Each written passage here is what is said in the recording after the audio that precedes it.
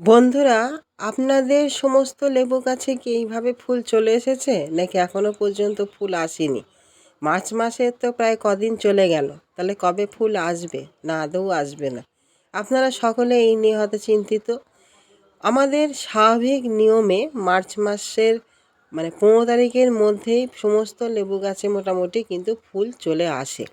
কিছু কিছু গাছের ভ্যারাইটি থাকে, সেই ভ্যারাইটির উপর নির্ভর করে আগে পরে আসা। যেরকম আমাদের মালটা, মুসম্বি এগুলো কিন্তু একটু তাড়াতাড়ি আসে, আর আমাদের যে সমস্ত কমলার যে ভ্যারাইটি সেগুলো একটু লেটে ফুল আসে। আর আমাদের মার্চ মাসের 15 তারিখের মধ্যে ম্যাক্সিমাম গাছেই কিন্তু ফুল চলে আসে। আপনাদের অনেকের গাছই হয়তো বয়স হয়ে গেছে, 3-4 বছর কেটে গেছে, বড় হয়ে গেছে, তা সত্ত্বেও কিন্তু ফুল হয়তো আসেনি। তার কারণ থাকে, অনেক রকম কারণের জন্যই কিন্তু ফুল আসে না। বন্ধুরা, আজকে সেই সব নিয়ে আলোচনা করব যে আমাদের গাছে কেন ফুল এলো না বা কেন আসে না, এর প্রতিকার বা কী করেই বা আমরা ফুল আনতে পারি, সেই সমস্ত কিছু নিয়ে আজকে আলোচনার বিষয়। বন্ধুরা, স্কিপ করবেন না, পুরো ভিডিওটা দেখবেন, আশা করি আপনাদের সকলের উপকারে আসবে।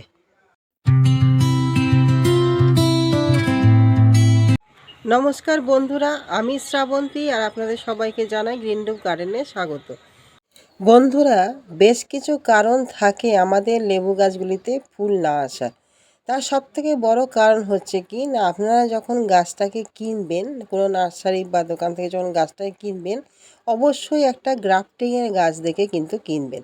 অনেক সময় দেখা যায় আপনারা বুঝতে পারেন না, হয়তো বীজের গাছ তুলে নিয়ে আসেন। আর বীজের গাছে যতই আমরা যত্ন পরিচর্যা সঠিকভাবে করি না কেন, একটা নির্দিষ্ট টাইম না আসলে সেখানে কিন্তু কোনোভাবেই ফলন আসে না বা ফুল কোনোভাবেই কিন্তু আসে না। সেই জন্য অবশ্যই আপনারা যখন গাছ কিনবেন তখন গ্রাফটিংয়ের গাছ অবশ্যই কিনবেন। আর আপনাদের যেখানে গ্রাফটিংয়ের গাছ, সেখানে আপনাদের অনেকটা সময় চলে গেছে, তারপরেও সেখানে ফুল আসছে না, তাহলে বুঝতে হবে যে আমাদের গাছগুলোতে সঠিক পুষ্টির অভাব কিন্তু রয়েছে। এখানে সঠিক পুষ্টি কিন্তু সে পাচ্ছে না। কেন, আমাদের এই যে সময়, এই যে ফুল আসার যে টাইম, সেই টাইমে কিন্তু আমাদের বিশেষ কিছু খাদ্যের প্রয়োজন পড়ে, যে খাদ্যের মধ্যে সবথেকে বড় উপাদান হচ্ছে ফসফরাস, হচ্ছে পটাশিয়াম। এই ফসফরাস ও পটাশিয়ামের অভাব হলে কিন্তু গাছে ফুল আসবে না। আর আমরা সকলেই জানি যে আমরা যখন ফুল আনার চেষ্টা করি, যখন ডরমেন্সি পিরিয়ড থাকে, তখন কিন্তু আমরা গাছকে কষ্ট দান দিই। সেই কষ্টের ফলে কিন্তু অটোমেটিক আমাদের গাছগুলোতে কিন্তু ফুল আসতে বাধ্য। আমরা অনেকেই হয়তো ভুল করে হয়তো বেশি বেশি করে খাবার দিয়ে ফেলি, নাইট্রোজেনযুক্ত সার দিয়ে ফেলি, তখন গাছের বৃদ্ধি কিন্তু ঘটে না। কিন্তু যখনই গাছের বৃদ্ধির টাইম আসে, যখন সে ডরমেন্সি থেকে ফেরে, তখন সেই উপাদানগুলো যখন সে সংগ্রহ করে পেয়ে যায়, তখন কিন্তু সে নতুন বৃদ্ধির দিকে মনোযোগ দেয়। তখন কিন্তু তার ফুল আনা সেই টেন্ডেন্সি কিন্তু থাকে না।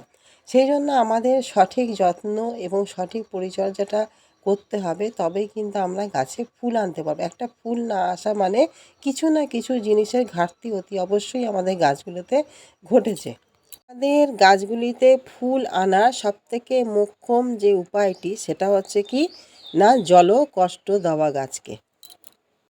যখন আমাদের ডরমেন্সি পিরিয়ডের মধ্যে থাকে, অর্থাৎ ডিসেম্বর মাসে যখন ডরমেন্সির মধ্যে থাকে আমাদের গাছগুলো, তখন আমরা গাছে জল প্রদান করি না, গাছকে ঝিমোতে দিই, পাতা ঝরিয়ে ফেলি। সেখানে আমাদের গাছ যখন ডরমেন্সি থেকে ফেরে, তখন প্রচুর পরিমাণে কিন্তু ফুল নিয়ে আসে। কেন, তখন আমরা পুরোপুরি খাওয়ার বন্ধ করে দিই, তখন জলকষ্ট দিই, গাছকে জল দিই না। যেইটুকানি প্রয়োজন বেঁচে থাকার জন্য সামান্য, সেইটুকানি জল আমরা গাছকে কিন্তু প্রদান করি। ফলে গাছ কি করে না, গাছের তখন মনে হয় কি না, আমি হয়তো এবারে মারা যাব, আমাকে কিন্তু বংশ বিস্তার করে রেখে দিয়ে যেতে হবে। সেই কারণে যখনই ডরমেন্সি থেকে বেরোয়, তখনই কিন্তু সে নিজের গ্রোথের দিকে নজর না দিয়ে ফুলেতে ভরিয়ে দেয় সমস্ত গাছটিকে, যাতে করে তার বংশ বিস্তার ঘটতে পারে। কিন্তু আমরা যদি ডরমেন্সির মধ্যে সামান্য ভুল করে ফেলি, আমরা যদি বেশি বেশি করে জল দিয়ে ফেলি, নাইট্রোজেন খাবার প্রদান করে ফেলি, তখন কিন্তু গাছেদের সেই কষ্টটা কিন্তু আর থাকবে না। তখন সেই নতুন ফুল আনার জায়গায় নতুন নতুন পাতা কিন্তু ছেড়ে দেবে। সেইটা একটা কারণ থাকে আমাদের গাছে ফুল না আসা। দ্বিতীয় যে কারণটা হচ্ছে কি না, সেটা হচ্ছে কি না, আমাদের গাছের সঠিক বয়স হওয়া সত্ত্বেও গাছে নানান রকমভাবে যেরকম ফসফরাস এবং পটাশিয়ামের যেরকম অভাব থাকে, সেরকম মাইক্রোনিউট্রিয়েন্টেরও অনেক রকম চাহিদা গাছে কিন্তু থাকে। সেক্ষেত্রেও কিন্তু আমাদের গাছে কিন্তু ফুল সেইভাবে আসতে চায় না, যদি বা আসে কম আসে। সেই জন্য আমাদের কিন্তু যখন ডরমেন্সি থাকে সেই সময় কিন্তু পটাশিয়াম এবং ফসফরাসযুক্ত খাবার এবং মাইক্রোনিউট্রিয়েন্টযুক্ত খাবার কিন্তু অল্প হলেও গাছকে প্রদান করতে হয়। বন্ধুরা, আমরা জানি যে মার্চ মাসের 15 তারিখের মধ্যেই কিন্তু ম্যাক্সিমাম গাছে ফুল চলে আসে। এখনও পর্যন্ত আপনাদের যাদের ফুল আসেনি, সাধারণত না আসার চান্সটাই হচ্ছে কিন্তু বেশি। সেই জন্য আপনারা চেষ্টা করুন যাতে সঠিকভাবে যত্ন পরিচর্যা সেরে সামনের বছরে প্রচুর পরিমাণে কিন্তু ফুল আনতে, তবেই কিন্তু আপনাদের গাছ ভরে কিন্তু ফুল আসবে। আর যে সমস্ত গাছে আপনাদের ফুল চলে এসেছে সেই সমস্ত গাছে আপনারা যত্ন নিন, সঠিকভাবে পরিচর্যা করুন, যাতে করে এই সমস্ত ফুলগুলো যেন সুন্দরভাবে প্রস্ফুটিত হয়।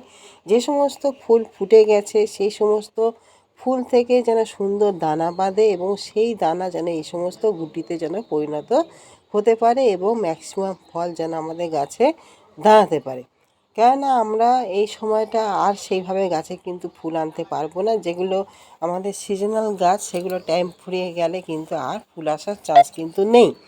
সেই জন্য আপনারা আগামী বছরের জন্য অবশ্যই চেষ্টা করুন, অবশ্যই নিশ্চয়ই কিন্তু আপনাদের গাছ ভরে কিন্তু ফুল আসবে। এই কিছু কিছু যে টিপসগুলো বন্ধুরা বললাম সেই টিপসগুলো ফলো অবশ্যই করবেন, কেননা আমাদের সারা বছরের চেষ্টা পরিশ্রম একটা দিনের জন্যেই কিন্তু অপেক্ষা করে থাকে। যে সমস্ত গুটি দাঁড়িয়েছে বন্ধুরা, সেই সমস্ত গুটিতে এই সময় আপনারা একটা ফাঙ্গিসাইড এবং কীটনাশক প্রথম অবস্থায় অবশ্যই স্প্রে করবেন, যাতে কোনো রকম পোকামাকড়ের উপদ্রব, ফাঙ্গাসের আক্রমণ যেন আমাদের গুটিগুলোকে নষ্ট না করে দিতে পারে। দ্বিতীয় যেটা কাজ হচ্ছে সেটা হচ্ছে কি না, আমাদের খাদ্যের চাহিদা পূরণ করা।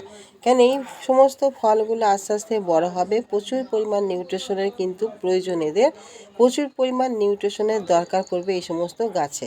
সেই জন্য আমরা এই গাছে এখন প্রত্যেক সপ্তাহে কিন্তু খাবার প্রদান করব। কেন আমাদের এই গাছগুলোতে যদি আমরা সঠিকভাবে নিউট্রিশন না দিই, তাহলে ফল কিন্তু গাছগুলোতে টিকিয়ে রাখা কিন্তু সম্ভব না। সেই জন্য আপনারা সবসময় পটাশিয়াম এবং ফসফরাসযুক্ত খাবারটা বেশি মাত্রায় দেবেন, কেননা পটাশিয়াম আমাদের গাছের যে ফলগুলো হয়েছে, যে গুটিগুলো ধরেছে সেগুলোকে ধরে রাখতে, শক্ত সামর্থ্য তৈরি করতে এবং বাড়িয়ে তুলতে কিন্তু সহায়তা করবে। পাশাপাশি গাছকে সুস্থ রাখা, রোগ প্রতিরোধ ক্ষমতা গড়ে তুলতে এবং বৃদ্ধি করতেও কিন্তু সহায়তা করবে। আর আমাদের ফসফরাস আমাদের শিকড়ের বৃদ্ধি ঘটাতে এবং শিকড়কে সুস্থ রাখতে কিন্তু সহায়তা করবে। আর এর সঙ্গে আপনারা হিউমিক অ্যাসিড গাছের গোড়ায় কিন্তু প্রয়োগ করবেন, কেন হিউমিক অ্যাসিড আমাদের গাছের যে খাবার আমরা দেবো সেই খাবার গ্রহণ করতে কিন্তু প্রচুর মাত্রায় সহায়তা করে, শিকড়কেও ভালো লাগে, শিকড়ের বৃদ্ধি ঘটাতেও কিন্তু সহায়তা করে। আর পাশাপাশি আমাদের করতে হবে কি, একটা প্লানোফিক্স হোক, বুস্টার 2 হোক, যে কোনো একটা ভিজিআর কিন্তু এই সময় দিতে হবে, একটা মাইক্রোনিউট্রিয়েন্টও কিন্তু পাশাপাশি দিতে হবে। এই সমস্ত সাধারণ যত্ন পরিচর্যা করলেই আপনারা ভালো পরিমাণ ফলের আশা করতে পারেন। তাহলে বন্ধুরা, আজকের মতন আসি।